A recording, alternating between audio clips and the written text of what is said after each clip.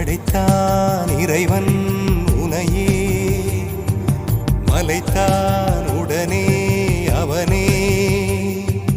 அழகை படைக்கும் திறமை முழுக்க உன்னுடன் சார்ந்தது என் விழி சேர்ந்தது விடிய விடிய மடியில் கிடக்கும் பொன்வினை உன்மேனி மீட்டட்டும் என் மேனி இறைவினில் வந்து கலந்திடு